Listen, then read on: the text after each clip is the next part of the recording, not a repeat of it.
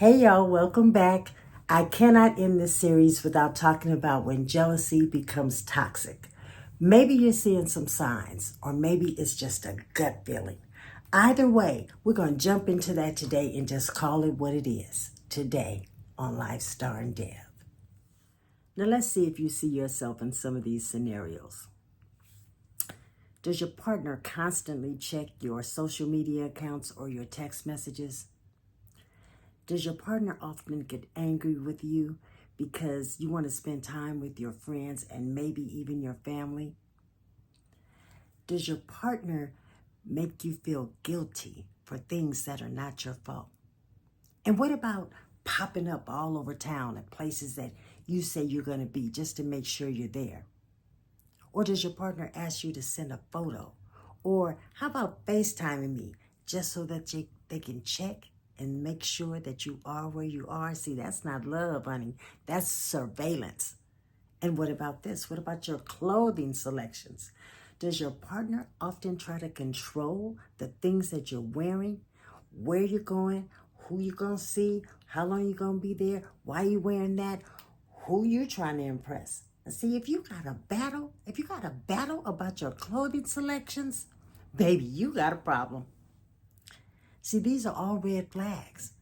And if you have to second guess your choices or walking on eggshells, where to go, who to talk to, how long to stay, what to wear, and all these things just to keep the peace, that's not on you. See, you cannot fix someone else's jealousies. So let's keep it real. Your gut don't lie. So if you're letting things slide or hoping that things will get better, or maybe you're even telling yourself it's not that bad, hold up and be honest. It is that bad. Because toxic people have a way of twisting things to make you doubt yourself, but really, they are the ones that are out of line. So I'm going to tell you a true story. I was in my early 20s and I got asked out by a guy that I really wanted to go out with, right? And so he picked me up and, opened the car door for me and I got in. He told me I looked good, smelled good, the whole 9 yards, right? So we get to the club and then he pulls out my chair and tells me to sit here until I come back. And I said, okay. So I sat down. I was like, oh, that was nice. He asked me to sit here till he come back. Oh, he's being protective of me. I like that. Well, after a while, I got up.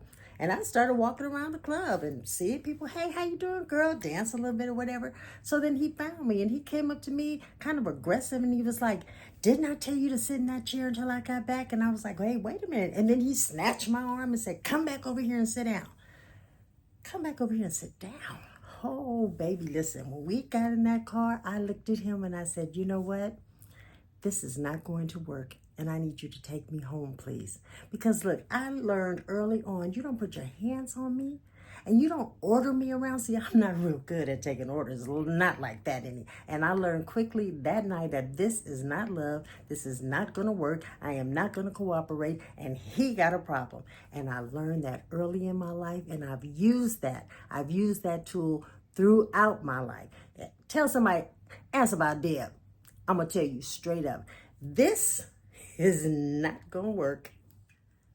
So what you going to do if you see this stuff happening? Well, first of all, you're going to call them out on it right then, right there. Say, listen, this is not okay. And then you're going to have to set some boundaries. There's that B word again. You got to tell them, listen, I don't have anything to hide, but my phone is private. As far as your clothing, your things, your choices. And then you got to trust somebody. You got to trust somebody that's going to have your back, that's going to be there should things escalate. And then you got to think about your safety, because when things like this begin to happen over and over again, that can very easily turn violent. So the bottom line is relationships are supposed to help you grow, not shrink your freedom. But if your partner's jealousies are causing you to walk on eggshells or hide parts of your life or making you feel like you're being watched, baby, that's not love. That's control. Don't settle for that. So this is what I want you to do. I want you to know your worth and I want you to protect your peace. Because listen, you are not in this alone. So if you see yourself in this video, then today I need you to reach out and call somebody, grab somebody and tell them, look, this is what's happening to me. Because no one deserves to be treated like this. So listen, jealousy and control are two serious warning signs. And you deserve a relationship that's built on trust, respect, and safety. But if you're struggling right now, I need you to reach out for help. Don't settle for anything less than what you deserve. So that's today's show. I hope you got something out of it. I hope that if you know someone that's struggling in this area, that you will share this video with them. And remember, you tell a friend and come back over here to Lifestar and Deb, where we are having real conversations about real situations. Until next time, take care.